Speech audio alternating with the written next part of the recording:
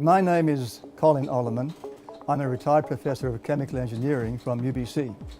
I'm also the co-inventor of the technology I'll be demonstrating to you today, and the scientific advisor for Mantra Alternative Energy Limited, who are the current owners of the technology related to this invention. This technology originated at the University of British Columbia in the period about 2004 to 2007 as a graduate research project funded by the National Research Council of Canada, and it was carried out by my graduate student, Dr. Hui Li.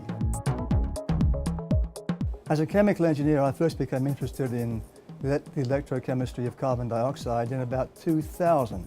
And that was when I started doing some calculations on the accumulation of carbon dioxide and heat in the atmosphere of Earth that is caused by the burning of fossil fuels.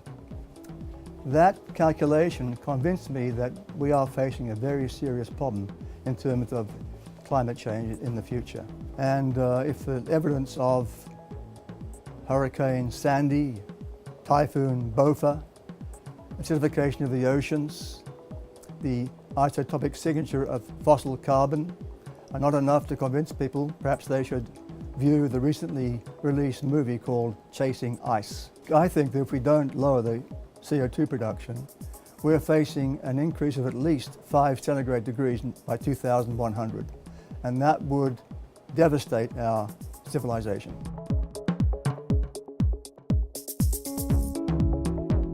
Well, carbon dioxide can be recycled to produce useful materials such as formic acid or other valuable chemicals or fuels that will drive fuel cells. And this process of ERC can therefore be made economically viable, whereas just putting CO2 into the ground is not. Fuel cells are devices that convert chemical energy into electrical energy.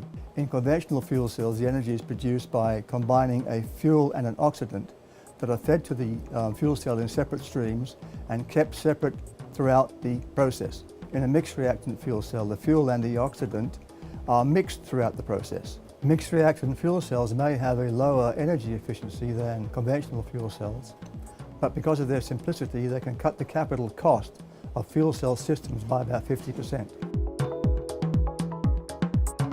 Carbon dioxide will be reduced by electrochemical reduction to a solution of potassium formate.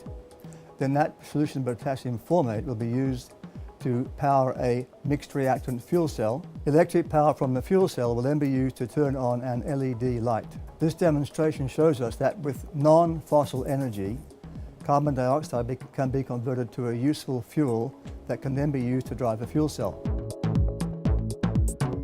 For this demonstration, I will first start the pumps and the carbon dioxide flow to the electrochemical reactor and check using the meters that the process is working smoothly. The mixture of carbon dioxide gas, the potassium carbonate solution, then flows through the ERC reactor cathode, while a solution of potassium carbonate flows through the reactor anode. The catholyte and anolyte liquids entering the reactor are sampled via three-way valves. The electric current is then turned on to the electrochemical reactor. After a few minutes, the catholyte liquid leaving the reactor is sampled via a three-way valve.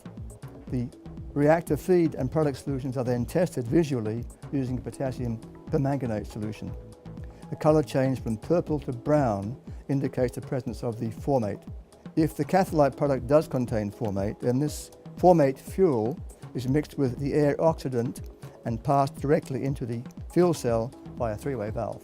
Electric power from the fuel cell will then be used to turn on an LED light. The kind of places this process could be used, the electrochemical reduction of CO2, would be any plant that generates carbon dioxide. For example, a coal-burning power plant, or a cement plant, or a brewery. So it has to be driven by a non-fossil source of energy, like the sun, wind, tide, whatever. Clean energy, in other words.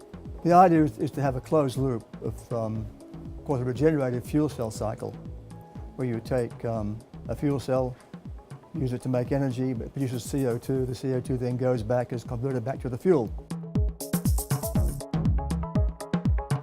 Mantra Energy is continuing to develop this process and aims to install a pilot plant in 2013 at the Lafarge cement facility in Richmond, British Columbia. The electrochemical reduction of carbon dioxide is now only in the early stage of development. However, in the future, it has potential to help to solve the problem of man-made climate change.